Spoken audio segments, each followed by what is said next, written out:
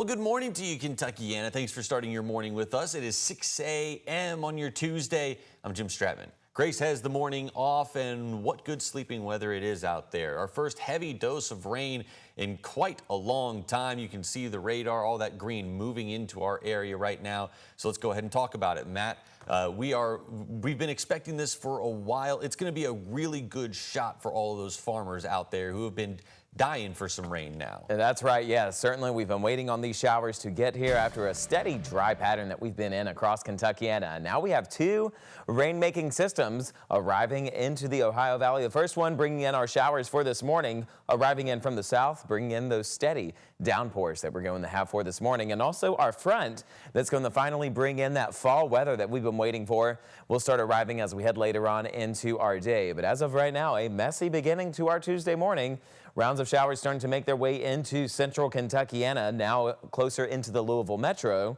And we're seeing those showers also flowing their way in towards Brandenburg, Hardinsburg, Litchfield, and for you folks near southern Indiana. And this trend is going to continue throughout the rest of our Tuesday. So a closer look for us here in the Louisville metro. We're already seeing just some of those lighter rain showers to start off our morning, but you'll notice we're expecting the heavier rain showers to arrive just as we go into the later hours of this upcoming hour. So here's a live look across downtown. This is courtesy of the Shriners Children's Hospital in Lexington.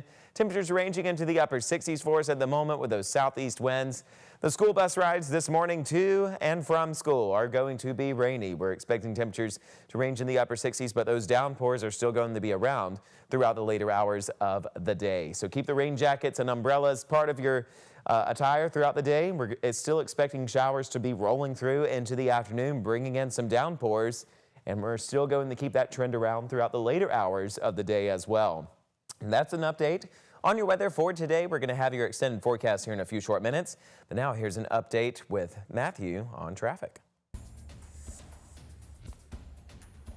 Yeah, thanks, Matt. Overall, as we look outside right now, you can tell those rain showers are falling outside for us. And if we give you a live look at Max 3 for traffic, yeah, we are tracking right now a crash that is on I-64 at Hurstbourne for this morning. So, yeah, you can tell right now, still seeing those showers out there for you. So giving you a live look right now. This is I-64 at Hurstbourne Parkway. We have a crash that's blocking the 3 left lanes, and we do have 3 vehicles involved into that crash. So right now, you can tell that average speed is 11 miles per hour, and it is blocking the 3 left lanes. So if you are looking for a detour, you can get off of Hurstbourne Parkway and take Hurstbourne Parkway to I-65, and you'll be able to get going at least smoothly for this morning. But that crash is causing some delays this morning on I-64 westbound heading into downtown. We'll send it back over to you, Jim.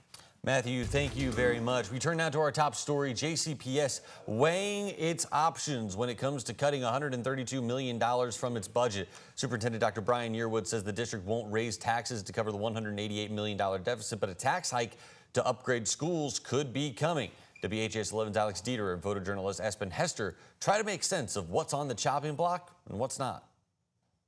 We have to do that in-house. JCPS Superintendent Dr. Brian Yearwood reiterating that he does not want a tax increase to balance the district's $188 million budget deficit, but says a tax increase may be necessary to update and even replace decades-old school buildings. We will need to have new buildings. We will need to have remodels happening. So again, those are things that will require additional revenue. And that's where, we have to determine whether we go to the voters or not. The district has an estimated $2.5 billion in deferred maintenance across all facilities. Former school board member and education consultant Sam Corbett saying the district needs to focus on regaining the community's trust. There's just no way this community is ready to raise their property tax rate, given what they perceive in many cases as the inefficiency that you have at JCPS. Louisville resident and former FBI Special Agent David Byer is on the Revenue Advisory Task Force, created in August in response to the budget deficit. I have questions about those two things. How do we get to this point? and what's the solution? And I don't necessarily believe that raising taxes is a solution. The task force's ultimate goal is to recommend a tax rate for the 2026-27 budget year. The Jefferson County Board of Education has until January or February to give a proposed budget that identifies $132 million to reduce from their budget. But is that doable? Well, yes, it's doable, but that's going to require that you cut people. While 80% of the district's budget is tied to labor costs, Superintendent Yearwood has pledged that no teachers will be laid off during the process, and a bulk of the cuts will be made in the central office, including administrative budgets. Alex Dieterer, WHAS 11 on your side. Well, we know that Yearwood has said that base pay for staff who work inside JCPS schools are not going to be affected when they're looking to make cuts. He's also insisted that they're not looking to cut funding from school programs either. Well, you're taking a look right now at the crumpled remains of a very small plane that crashed out in Bullitt County yesterday. That plane left Louisville's Bowman Field earlier in the day. Officials say that it lost power mid-flight and it forced an emergency landing in Mount Washington. The plane crashing upside down in a field near a church. Emergency crews were sent out around 2:20 in the afternoon. Surprisingly, the pilot was able to hop out of that plane and reportedly did not suffer any major injuries, thankfully. The crash comes just days after another plane went down in southern Indiana.